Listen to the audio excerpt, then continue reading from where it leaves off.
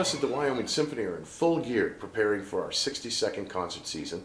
And so I thought I'd take this opportunity to share with you some things you can expect, give you a little sneak peek, if you will, at what you can expect to see and hear with the Wyoming Symphony this season.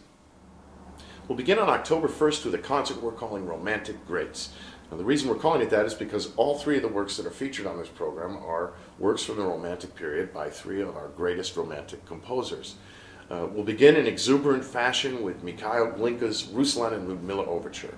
I'm sure you know this piece, but if you don't, it is a frenetic frenzy of rapid, excited movement. It's a great way to start a season. This is a fun piece that you'll see the strings in particular playing faster than you ever thought you could see strings play. And it really will set the mood, an excited mood for an exciting season of music. Next up on the program, we will bring back to you an artist that has performed with us before, pianist Spencer Meyer, who was the gold medalist from the 2008 New Orleans piano competition. Spencer, you may recall, appeared with me on my first program as music director in September 2008, performing Rachmaninoff's Second Piano Concerto. He was a great success in Casper, and there was no doubt, as soon as we finished that concert, there was no doubt in my mind that I would have him back. And we found the perfect piece for him to play, so we're bringing him back, and that piece that he will perform is the Second Piano Concerto by Camille Saint-Saëns. This piece has everything you want to hear in a piano concerto. It's virtuosic, it's beautiful, there's a lot of excitement in it, both from the pianist and the orchestra, and it's a perfect piece for an artist of Spencer's caliber. Spencer's special in this business. I would say the way to describe him best is to say he's special. His talent is special, and I know that you will love his performing, so you don't want to miss him. After the intermission, we'll come back with one of the greatest works that's ever been written in the symphonic repertoire, Tchaikovsky's Sixth Symphony, better known as the Pathétique. This was his crowning achievement, and he knew it. He was quoted as saying, "I love it more than I have ever loved any of my other musical creations." This is a very special piece. It's in 4 movements like all symphonies, but this one, unlike most, we expect in Tchaikovsky the big flashy ending, the big finale, the big exciting moment where we all jump out of our seats. And that does happen, but interestingly enough, it happens at the end of the 3rd movement. The 4th movement ends very quietly. This piece is about life and death, and reflecting upon life as one's dying, both the triumphs and tragedies of life, and it is a brilliant piece of music, and I know you're going to enjoy joining us on October 1st for Romantic Greats. Next up will be our annual holiday program, this year on December 3rd. You'll notice this year something different from in past years in that we're not doing a Sunday matinee this year, we're performing on Saturday evening. But I assure you it's been designed still as a family-friendly show, so please bring the kids and the grandkids for this special performance. This year's theme, Holiday on Broadway. And the reason for that is we're bringing in Tony Award-winning actress Debbie Gravitt. Debbie is a magnificent entertainer, a great singer, great performer, and she's well known in Broadway, the Broadway circles, having performed in Les Miserables and Zorba and so many other shows. But she won the Tony for Best Featured Actress in a Musical for a Jerome Robbins Broadway. Debbie and I have worked together many times, and I assure you she is the best. You're going to love her. She puts on a great show. And together we've designed a program we know you're going to love. On it, there'll be songs like We Need a Little Christmas, and it's beginning to look a lot like Christmas. And we'll also be doing music from a Charlie Brown Christmas, and so much more. In fact, for this special occasion, because Debbie's coming to Casper, I asked her if we could take a brief period of the program to depart from the holiday theme and do some of her Broadway tunes that she's very famous for.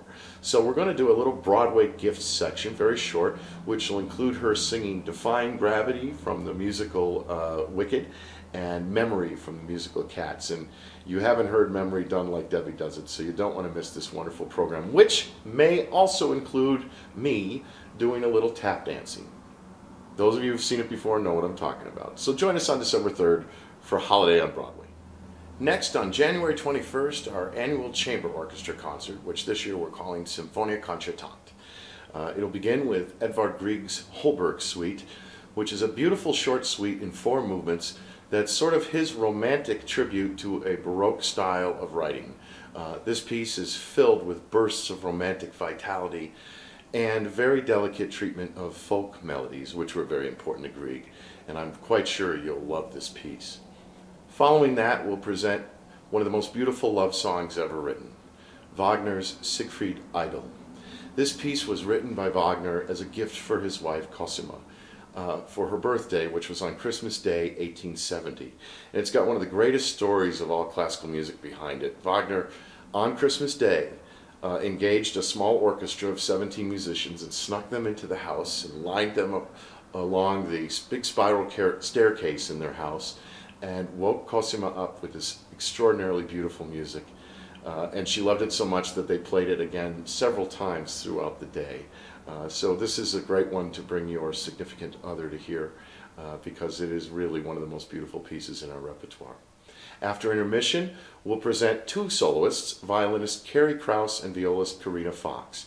Both Carrie and Karina are known throughout the United States and in Europe as Baroque specialists or early music specialists, performing all over the world with a very famous Baroque group called Apollo's Fire, as well as several other early music groups. They are very special talents, and I know you're going to love their playing, but even more so, you're going to love this piece by Mozart, which is called Sinfonia Concertante. This is probably one of the most beautiful pieces that Mozart ever wrote. In fact, my teacher, Gustav Meyer, who is a Mozart specialist, said to me once, "Yeah, Matthew, even for Mozart, this piece is special." So I know you're going to love this very intimate program of chamber music from our orchestra on January 21st. Next up, on March 17th, we'll present a concert called Eroica. This concert will feature two great works from the repertoire. The first by composer Ernest Bloch. Now, many of you may not be familiar with that name. Ernest Bloch was born in 1880 in Geneva and died in 1959 in Portland, Oregon, and wrote many tremendous works of sort of a late romantic style. The piece we'll be doing for you is called the Concerto Grosso No. 1, and it calls for strings and piano. This is not a piano concerto. The piano part is actually an obbligato part. It's part of the orchestra. And so you'll see the piano actually behind the strings in this concert rather than in front like with a concerto soloist. There are 4 movements to this work. It's very exciting, full sound from the strings. And there's one really fun movement with a lot of rustic dances from Switzerland that obviously Bloch must have heard as a young boy in Switzerland. There's a beautiful pastoral movement. This is a real treat for us to play. And it'll feature our own pianist. After the intermission, you'll hear probably the greatest and most important work ever written, Beethoven's Third Symphony, better known as Eroica. This piece broke every rule, crashed every shell, broke through every wall, and changed music forever. In fact, it was this piece that began the strong movement towards the Romantic period. Of it, Beethoven said, "I'm not satisfied with my work to the present, therefore from today on I must take a new road." And he literally did. He changed everything about music and really expanded our vision of what music could achieve with this extraordinary work. This work was written, first work really to be titled, to give it sort of, to have a programmatic element to it.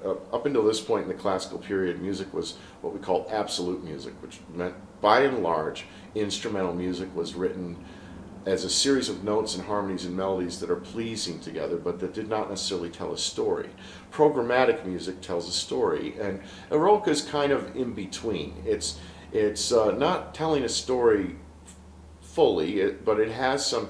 It is inspired by an extra musical idea, a heroic idea. Remember, during this time, there was a great movement in Europe with the French Revolution and this idea of liberty. And that really excited Beethoven. And so originally he actually dedicated this work to Napoleon when he still thought Napoleon was a great leader. But before the work was premiered, he found out more about what Napoleon was really doing, and he ripped up the dedication. But nonetheless was inspired by the idea of a heroic figure that inspires us all. This movement has an incredible funeral march in the second movement of this piece.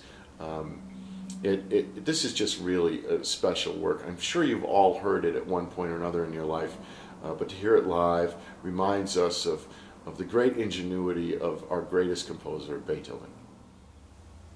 For the grand finale of our 60-second concert season, we'll perform on April 14th a concert we're calling From Russia with Love. We'll begin with Tchaikovsky's Polonaise from his opera Eugene Onegin. A polonaise is a Polish national dance of stately and festive fashion, and so this really opens the program in a stately and festive manner. Following that, I'll introduce you to a violinist named Alexander Markov. Alex is one of the most extraordinary talents I've ever encountered in my career, and we've worked together now off and on for the last 17 years. Alex won the Paganini International Violin Competition when he was 16 years old, and you can find his videos on YouTube, by the way, if you'd like to see him doing what he does most impressively, which are the capricces of Paganini. Alex and I have performed together many times in the United States and in Turkey, and I can tell you this is a performer like very few others. He will rock your world, if you pardon the expression. He'll be performing the famous Mendelssohn Violin Concerto that everybody knows, and it's a great showcase for somebody like Alex. After the intermission, we'll conclude the season with one of my favorite pieces, the Fifth Symphony by Dmitri Shostakovich. This is a piece that's also about heroism, and it has one of the most heroic, exciting endings you've ever heard in anything in symphonic music. A lot of us think of Shostakovich and the music he wrote later on in his career, which is a little more, how do we say, esoteric. But this is a piece that was an instant hit in Russia, or in the Soviet Union at the time, and then has been pretty much an instant hit everywhere else. You're going to love this piece. It's very special, and it is a fantastic showcase for, in particular, our brass section, as well as the whole orchestra. But it's even more fantastic way to end the season. So join us, please, for the 62nd concert season of the Wyoming Symphony. For more information, you can visit us online at wyomingsymphony.org. Thank you.